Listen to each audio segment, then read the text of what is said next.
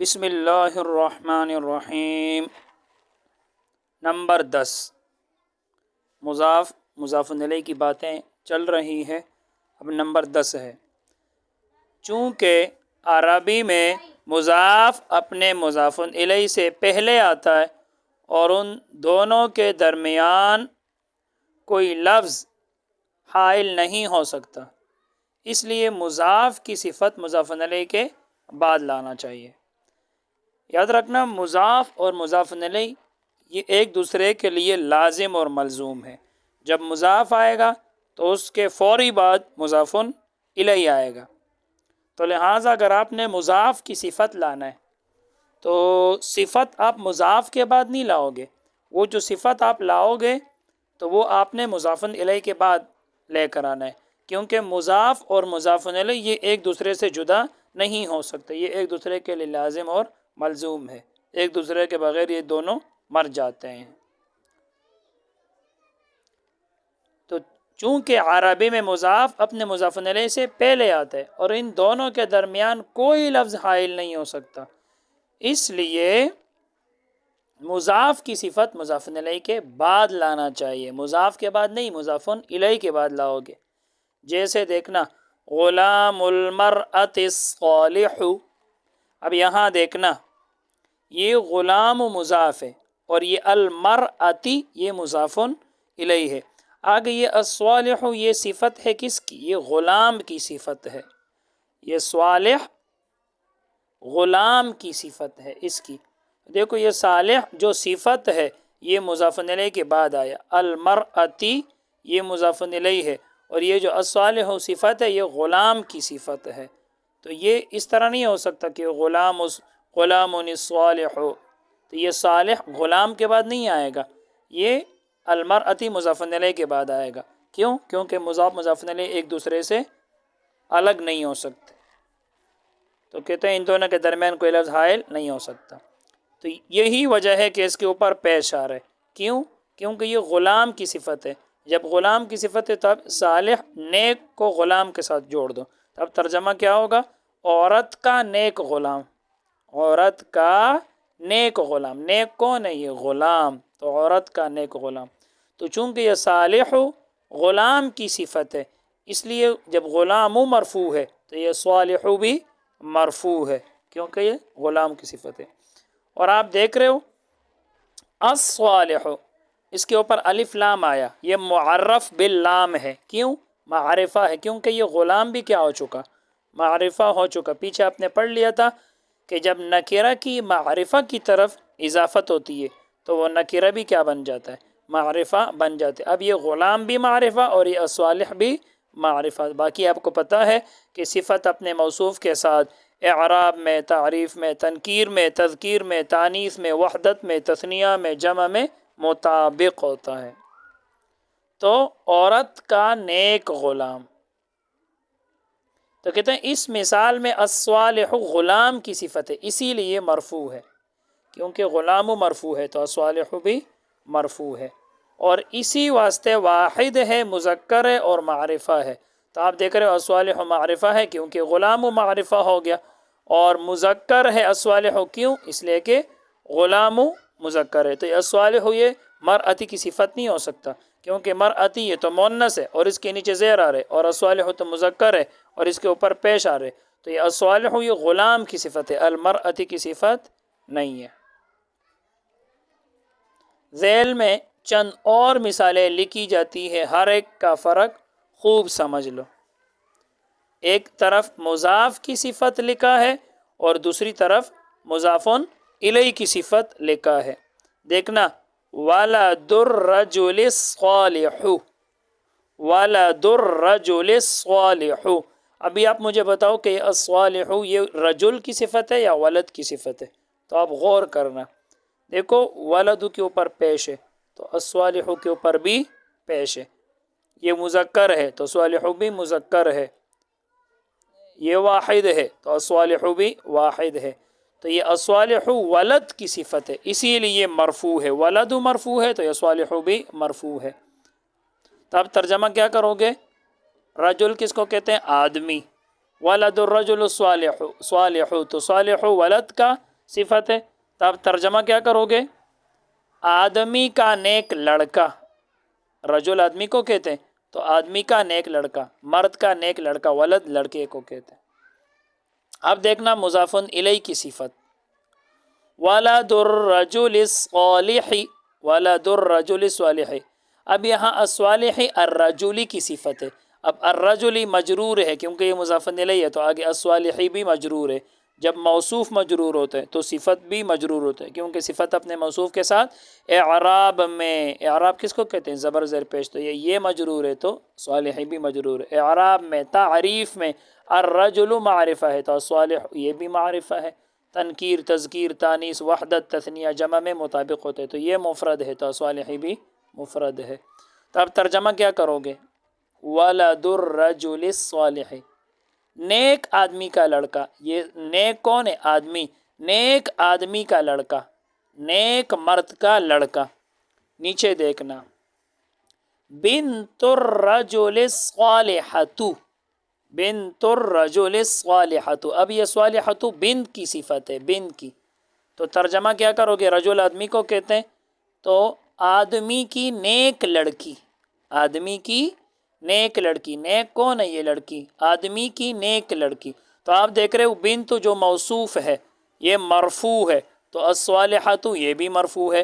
اور آپ دیکھ رہے ہو بنت جو موصوف ہے وہ مؤنث ہے تو الصالحۃ جو صفت ہے وہ بھی مؤنث ہے. بنت واحد ہے تو الصالحۃ بھی واحد ہے. تو الصالحۃ رجل کی صفت ہو سکتا ہے؟ نہیں. کیوں؟ الرجل مذکر ہے اور الصالحۃ مؤنث ہے، اور الرجل کے نیچے زیر آ رہا ہے تو الصالحۃ اس کے اوپر پیش آ رہا ہے تو یہ صالحۃ بنت کی صفت ہے. تو آدمی کی نیک لڑکی. اب مضاف الیہ کی صفت ہے، دیکھنا، بنت المرأۃ الصالحۃ. اب یہ صالحۃ مرأتی کی صفت ہے، یہ مجرور ہے تو یہ بھی مجرور ہے، یہ مؤنث ہے تو یہ بھی مؤنث ہے. تو اب کیا ترجمہ کرو گے؟ بنت المرأۃ الصالحۃ، نیک، مضاف الیہ سے ترجمہ کرو، نیک عورت کی لڑکی، نیک عورت کی لڑکی. بنت المرأۃ الصالحۃ، نیک عورت کی لڑکی. ایک دو مثالیں اور حل کر لیتے ہیں. مثال کے طور پر میں کہتا ہوں کہ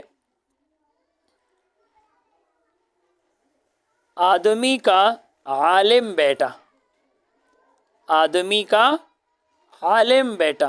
تو عالم کون ہے؟ بیٹا. تو یہ عالم بیٹے کی صفت ہے تو اس کو آپ کس کے بعد لے کر آؤ گے؟ مضاف الیہ کے بعد لے کر آؤ گے. تو آپ کیسے کہو گے آدمی کا عالم لڑکا یا بیٹا؟ تو ولد الرجل العالم، ولد الرجل العالم. عالم کس کی صفت ہے؟ مضاف کی، ولد کی، تو وہ مرفوع ہے تو عالم بھی مرفوع لے کر آؤ گے. آدمی کا عالم لڑکا، ولد الرجل العالم. اور اگر آپ یہ کہو کہ عالم مرد کا لڑکا، عالم مرد کا لڑکا، تو ولد الرجل العالمی، ولد الرجل العالمی، عالم آدمی کا لڑکا، ایسا کہو گے. تو لہٰذا عربی میں مضاف اپنے مضاف الیہ سے پہلے آتا ہے اور ان دونوں کے درمیان کوئی لفظ حائل نہیں ہو سکتا.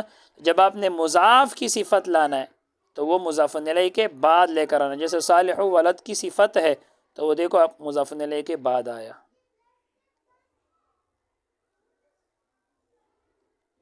الفاظ کے معانی ہے، سلسلہ الفاظ نمبر 6 ہے. اسد شیر، اعوذ میں پناہ مانگتا ہوں. اطاعت فرما برداری کو کہتے ہیں. الا سنو، آگاہ رہو. یہ حرف تنبیہ ہے، علم النحو میں آپ پڑھ لو گے. الا، اما، ہا، حروف تنبیہ 3 ہے. الا، اما، ہا. قرآن مجید میں آتے ہیں الا انہم هم السفہاء، خبردار یہی لوگ فسادی ہے. الا، خبردار، سنو، یہ حرف تنبیہ ہے. حکمت دانائی کو کہتے ہیں، عقل مندی، حکمت، دانائی. حمد تعریف.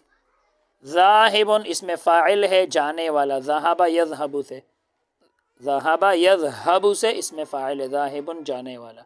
رأس سر کو کہتے ہیں، بنیاد.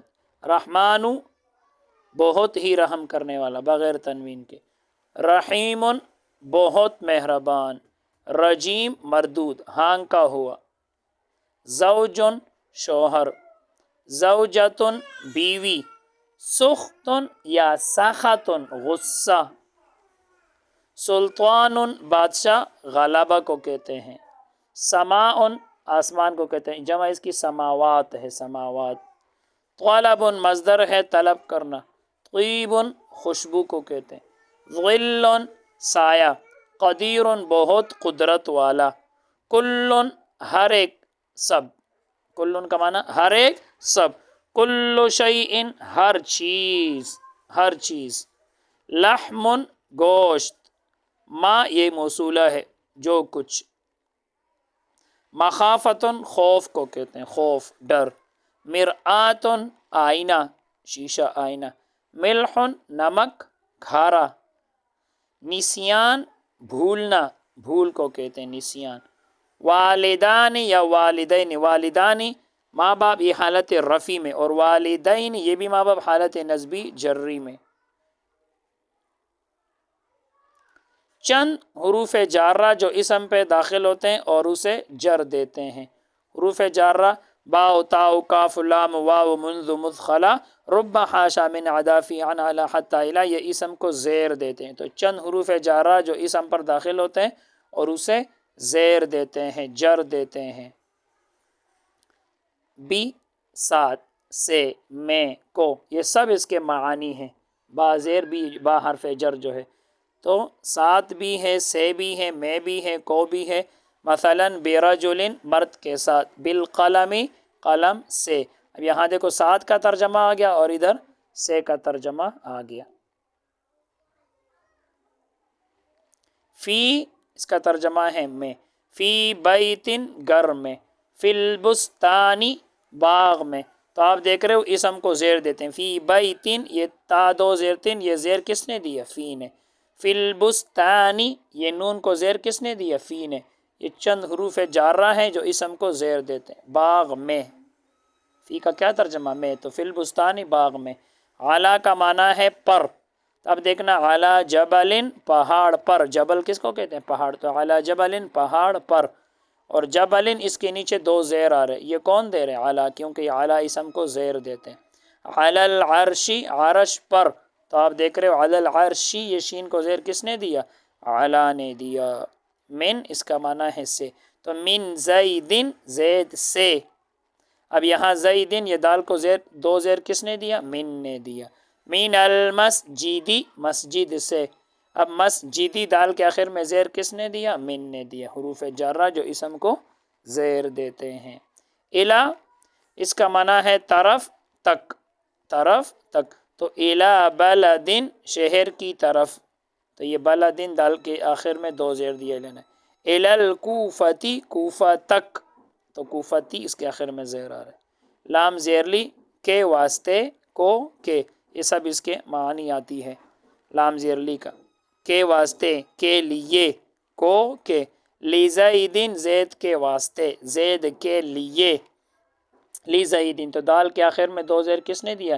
لام حرف جر نے، قلت میں نے کہا، لزیدن زید کو، قلت لزیدن میں نے زید کو کہا، تو یہاں دیکھو کے واسطے کو، اب ادھر کو کا ترجمہ آ گیا، کاف زبر کا، یہ جو کاف زبر کا آتا ہے اس کا معنی ہوتا ہے جیسا، مثل مانند، جیسا، کرجلن مرد کے جیسا، مرد کے مثل، کل اسدی شیر کے جیسا، شیر کے مثل، زید کل اسدی زید شیر کے مثل ہے، شیر کی طرح ہے، یعنی جس طرح شیر بہادر ہے تو زید بھی اسی طرح بہادر ہے۔ عن کا معنی ہے سے، کی طرف سے، ایک معنی سے اور ایک کی طرف سے، عن زیدن زید سے یا زید کی طرف سے، یہ دونوں ترجمے ہیں، اور دیکھو دال کے آخر میں دو زیر آ رہے، تو یہ کون دے رہے؟ عن دے رہے، کیونکہ عن حرف جر ہے۔ بس آج کے لیے اتنا ہی، اللہ تعالی ہم سب کو علم نافع عطا فرمائے، السلام علیکم۔